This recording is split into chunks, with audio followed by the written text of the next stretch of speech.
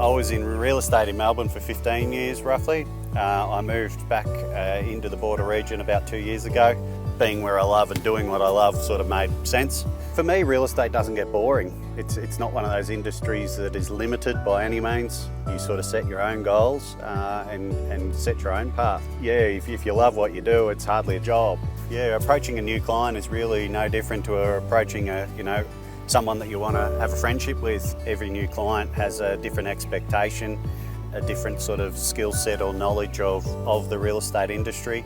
So it's mainly getting to know each other, understanding what the expectations of each other are between client and agent, and then I suppose somewhat educating or guiding them through the process. And that's somewhat where we've been able to split the difference between other agents in the area. Is we've spent a lot of time with the training and then obviously passing that on as far as our knowledge to the client. Anything I ask him, he gives me the answer pretty well straight away. Very good communicator. If you haven't got communication, you've got nothing.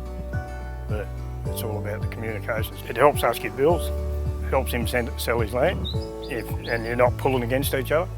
I was lucky enough or fortunate enough to achieve a recent award, which was sort of for volume of sales. It is a reminder that you're on the right path, you're doing something right, people are appreciating it, so you just sort of sharpen the skill set and set the next benchmark and go again. It's an amazing place to have a family. Obviously in Melbourne we had no family members and we've come back to being surrounded by 16, which is just unbelievable. It was gone from try and find a babysitter to now try and pick which one. It's amazing, like we've seen our 3-year-old in the last couple of years just flourish, living here and just loving the lifestyle. She's a river baby as I was. As soon as you do get time away, that's probably the best thing with living on the river. You don't have to travel too far, 500 metres down the road, and you feel like you're somewhat on a holiday. Having grown up here, I suppose I've always been pretty fond with camping, forward driving.